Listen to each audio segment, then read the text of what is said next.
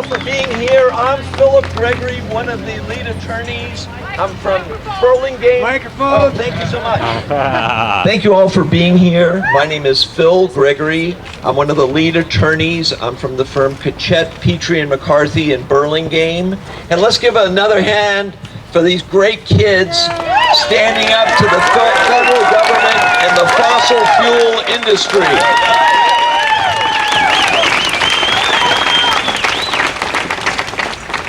What occurred today was extraordinary. We were able to bring a landmark constitutional case and argue it before a federal court, showing uncontradicted evidence that these children and our posterity, protected by the Constitution, are facing a horrible climate crisis. And we believe the remedy is not with Congress, it's not with this president, it's with this court. And Judge Coffin gave us an incredibly fair hearing. Both sides gave remarkable arguments, but we are very confident in our position. We believe totally in what's going on in this case, and we believe in the future of this case, that we'll move forward and the trial will show how badly these children are being damaged by the federal government, how horribly the fossil fuel industry is destroying our climate, and how this case will set a precedent that will go down in history. And with that, I'd like to turn this over to the first named plaintiff, Kelsey.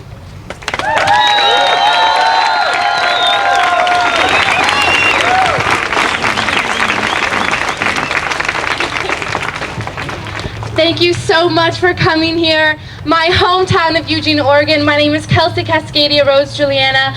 I am born of this Cascadian bioregion, and it does me no such pleasure than to be here protecting it and protecting the faces of the youth that I love so much, who I've grown up with, the faces of the youth that I've been inspired to witness their climate activism across this country as we unite as a team of courageous, brave, actively hopeful youth warriors who are engaging in advocating for our constitutional rights, who are engaging in advocating for the rights that we feel compassion for, of those younger than us and of those not even born of this planet. We are here on a fundamental mission. Government, who do you work for? The interests of the corporate industry or the interests of the people and of your children and of your great-grandchildren? In 1990, our government issued the EPA to create a climate CO2 reduction plan, and they did, and they never implemented it. They failed to act on the most integral part of that mission, action. They failed to act on creating that plan that would ensure the survivability and the thrivability of my generation and those to come. And so here we are 26 years later, asking for the most fundamental question: do you recognize me as someone who has rights, as someone who has the same rights to live and to live healthy? And are you willing to implement the plan that you recognize was necessary and that you created 26 years ago? Twice as old as I am. Almost. I turned 20 in a week. That's why we're here. That's why we have come together to unite as a strong advocate for ourselves, for our constitutional fundamental rights to life, liberty, and property, and for the rights to breathe clean air, drink clean water, live on a healthy, sustainable earth. Thank you so much for being here. I am so impassioned and so inspired by all the faces that I'm looking at right now.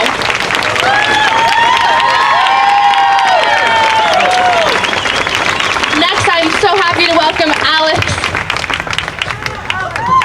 Thanks, guys. My name's Alex Loznek. I'm 19 years old. I grew up on my family's farm in the Umpqua Valley area of southern Oregon.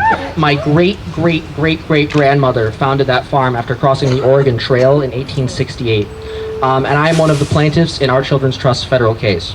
Now, before I begin, I just want to thank hundreds of activists who attended the hearing today, who demonstrated outside the courthouse. I just heard there were 150 activists packing the courthouse in Portland to watch our hearing. There are people all over the world watching what happens with our case. I'd also like to thank our legal team, who did an outstanding job arguing our case in front of Judge Coffin. I'd like to thank Judge Coffin for giving us a fair hearing and asking excellent questions and hearing all these very important arguments. I'd like to thank Dr. Jim Hansen, Director of Climate Science at Columbia University, who traveled all the way here from New York. Yeah, I go to school there and he teaches there. We both traveled from New York to attend this hearing. And most importantly, I would like to thank all 20 of my co-plaintiffs, some of whom traveled across the country, drove 2,000 miles to attend this hearing and demand justice on climate change.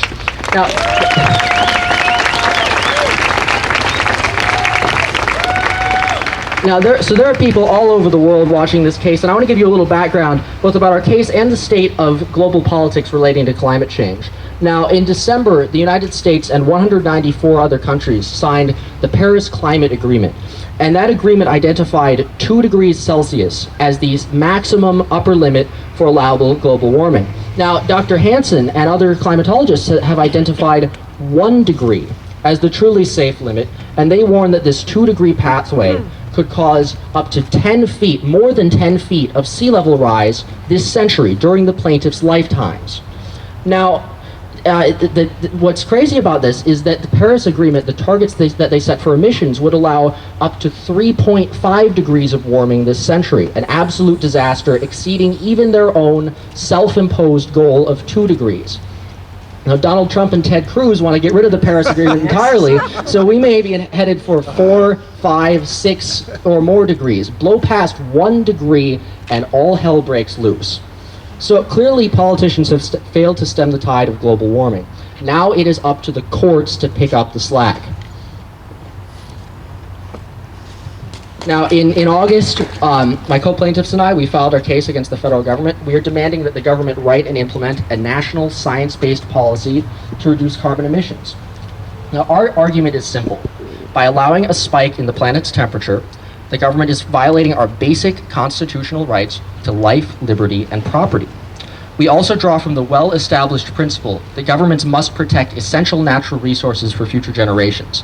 This principle is known as the public trust doctrine. It originated with Emperor Justinian in Rome. It's reflected in the Magna Carta, the writings of Thomas Jefferson, and it has been cited in U.S. court decisions dating back to the 1800s. Teddy Roosevelt, He crystallized this idea when he stated that the nation behaves well if it treats the natural resources as assets, which it must turn over to the next generation, increased and not impaired in value. Now, the public trust doctrine makes intuitive sense to me. As I mentioned, I grew up on the farm that my great-great-great-great-grandmother founded. Now, each generation has preserved that farm for the next, just like our government must now preserve the stable climate system.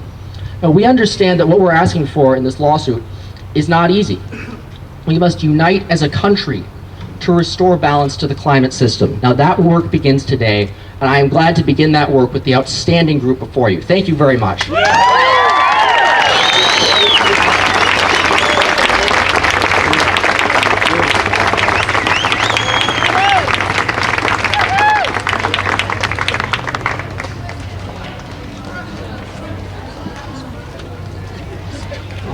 My name is Journey Mani Waji Zephyr. I am 16 years old and a member of the Yankton Sioux Indian tribe. We came here today to seek justice for my generation on behalf of future generations who are being denied the rights of life. Liberty and property is protected by the Constitution. Those rights are being violated by worsening climate change. We're in a climate emergency. The federal government and fossil fuel industry has known for over 50 years that their actions and the burning of fossil fuels would result in destabilizing the Earth's climate system. In spite of that knowledge, they promoted, permitted, and subsidized the fossil fuel industry. They have violated the rights of my generation and future generations to live on a planet with a stable, healthy climate and atmosphere. I'm here today to speak for the youth and future generations who have no voice. Older generations have reaped material rewards through the exploitation of fossil fuels and imposed the price of this greed on my generation and our future. We youth will not give up in this battle. We demand equal rights and protections promised to us by the Constitution and public trust doctrine. We are in the fight of our lives, of future lives, and we fight out of love and respect for all on Mother Earth.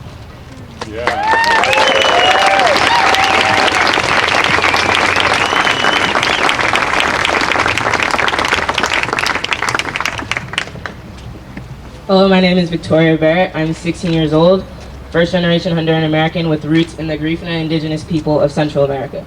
I'm a social activist, a New Yorker, a high school student, a proponent for human rights, and I'm a plaintiff on this lawsuit. We are currently faced with a global crisis. We are in a state of emergency. Countries are disappearing, cultures are vanishing, and with them we lose a bit of what makes this world so beautiful. We may put primary responsibility on climate change, but as I work on this lawsuit and further integrate myself in the fight against the global climate crisis, I say we put primary responsibility on our federal government as it continues to violate our constitutional rights to a livable planet. That is what this lawsuit does. It holds our leaders, who you may recognize as defendants, accountable. There are billions of people on this earth not being heard, and billions of people who haven't had the opportunity for self-determination. There can be no more taking from our earth without any forethought. There can be no more blatant ignorance because we do not have time. My culture in Honduras is slowly being decimated by climate change. The future of my people and of our generation is at stake. People label our generation as dreamers, but hope is not the only tool we have. I am young, I am a teenager, and I want to have fun and be creative and hang out with my friends.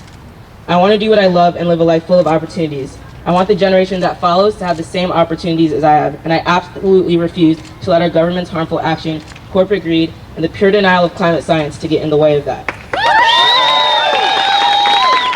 If anything, I'm going to use my creativity and my happiness and my hobbies and the things I love doing, and I'm going to use that positive energy to show my government that I won't let my world stop for them. We won't let our world stop for them. Our generation will continue to be a force for the world. Thank you. Thank you!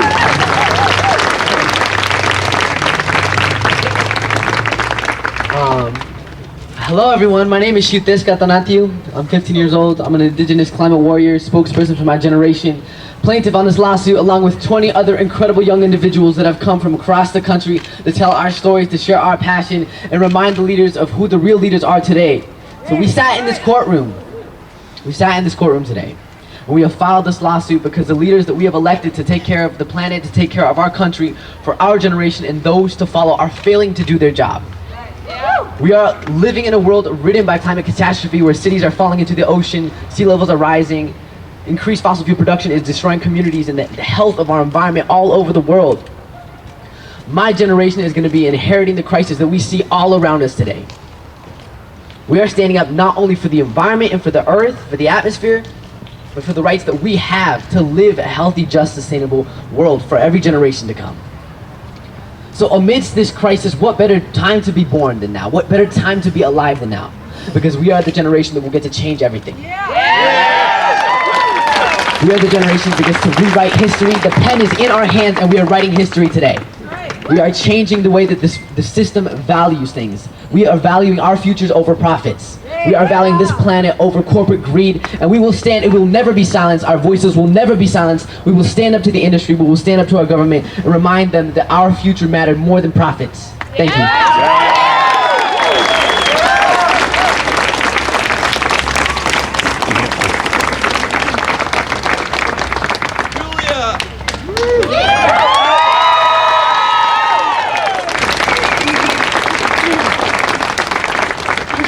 I want everyone to remember for a moment that there was a time in this nation when we had founders. And James Madison said many hundreds of years ago that the courts needed to be independent tribunals of justice to stand as an impenetrable bulwark against abuses of power by government in order to protect individual liberties, lives, rights, property, things that we hold fundamental. That was the purpose of founding this country. It was the purpose of the US Constitution and the Declaration of Independence, and they did it because they knew that there would be abuses of power in government and that the courts needed to act as a check on those abuses of power in government. And what we have today is not just a failure to act. The government is not just sitting by and doing nothing.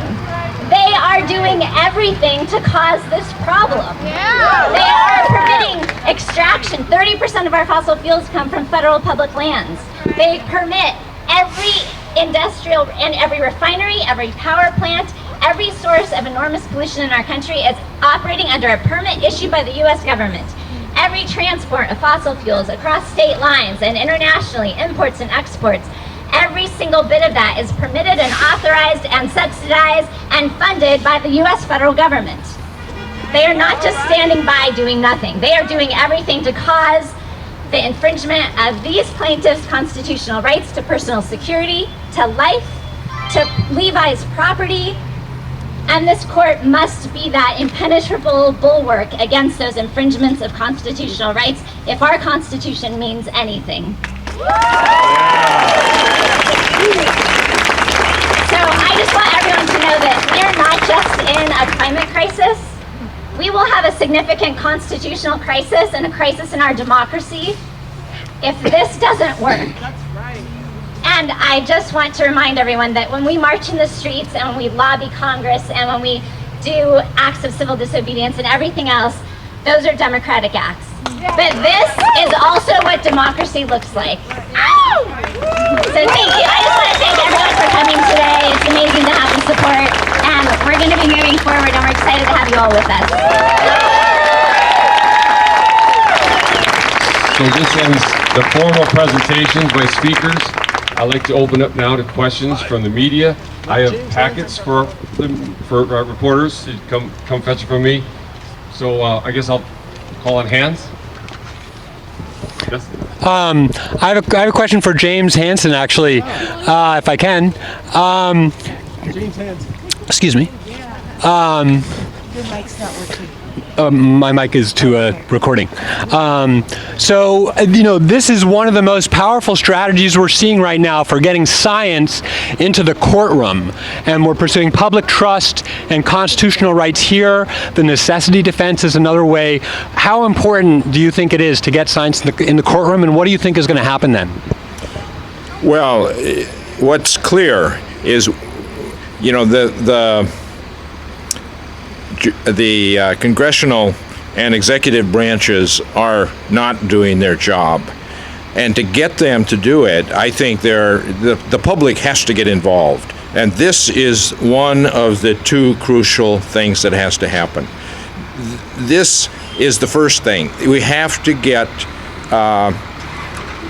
the judicial branch to require the other branches of the government to do their job. But then, and this is incredible that these young people will take on that task. Because just look how long it has taken for us to act on something that we've understood for decades. And the adults just haven't done the job. Well, here we have kids taking over and saying, okay, we're going to look after our own rights. So this is a huge first step, and we've got to win the case, of course. I think we're going to win the case. But we have to remember, it's not enough to tell adults and the government that you want the problem fixed. Because we've learned, young people, frankly, turned the tide in favor of Obama 8 years ago. But they didn't know what to ask after he was elected. They didn't look, and you can't blame them. They're kids. If we adults are not doing our job, we can't expect. So what happened? Emissions continued to go up. But they're doing it now. They're stepping up. So we're going to have to recognize that the fundamental facts about the science and this fundamental is the law of gravity. As long as fossil fuels are allowed to be the cheapest energy, partly because they're subsidized and they're not made to pay their cost to society, the problem cannot be solved. Yeah. So that's why there's another organization, Citizens Climate Lobby, which is now trying to educate. It's growing rapidly, and that we've got to have a remedy which will include making fossil fuels pay their cost to society. And the truth is... Thanks. I just want to give some time for the Oregon Children's Trust as well. Thanks. Thank you so much. Other Other questions for the press? Other questions for the press? What happens after this? The court will issue a decision on the motions to dismiss by the defendants. If he denies the motions to dismiss, then we move forward towards trial in this case. Other questions? What's the timeline on that? You know? There's not a set timeline for the court to respond. This court responded very quickly on a prior motion in the case, and I would anticipate, given the urgency, that he will issue a decision as quickly as he can. It's a big decision, so he needs to take the time and write a solid opinion. What role does the fossil fuel industry have in this case? Any role? Well, the fossil fuel industry, they through their 3 trade associations representing every major fossil fuel company on the planet, they are defendants. They're sitting side by side with the federal government trying to defend this case. And as some of you may have heard today, they argue that there are no claims, there are no constitutional rights. The government's not doing anything wrong. It's all okay. So they'll be involved throughout the course of these proceedings, and they will be able to defend the case the whole time. So we need all your support to counter that energy and power of that. And speaking of that, one way you can support the kids is by supporting our Children's Trust, which is really making all of this happen. And so I just want to put a plug into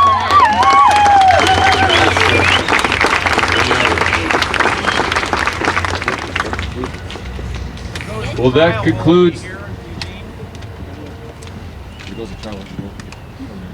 When we go to trial, it will be here in Eugene in the federal court. Are the kids missing a lot of school? How is it for the kids? Are they busy with this? Are they just fitting this in with all their extracurricular activities in school? Question, kids, are you really missing school today?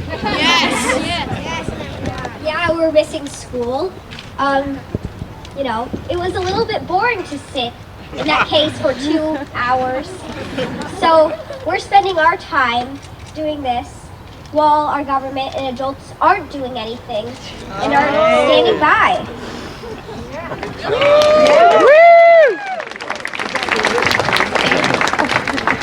So I told my professors that I had to miss school to appear in court today, and they asked me, "Did you commit a crime?" Like, I said, "No, the federal government did." I gotta say, it's a little bit like your day job is to be a student, your night job is to be suing the federal government, and suing the federal government is a lot more fun sometimes, I would say. Oh, sorry, buddy. I just want to say one more thing, that throughout history, looking back in time, that being in the courts and lobbying and being in the courts has been gone hand in hand with rallying in the streets. And throughout movements in history, we have seen this formula work. So we are seeing young people all over the world standing up for justice in our streets, marching, taking action as individuals, and also bringing these lawsuits are incredibly important to the courts. So we need action from every single person on the planet. This is not just on us, this is not just on you, this is not just on the government. We are the leaders, but we need every single person to begin to take action in our lives, in our communities, in our courts, and in our streets. Thank you.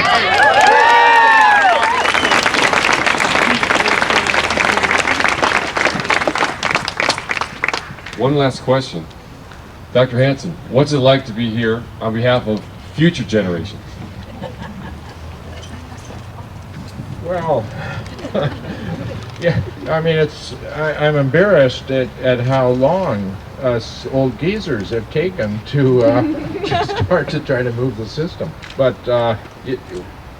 we really are at a point where if we don't get action very soon, it's a huge problem for these young people. So this is the biggest issue on the planet right now, and we've got to get the government leaders to understand that.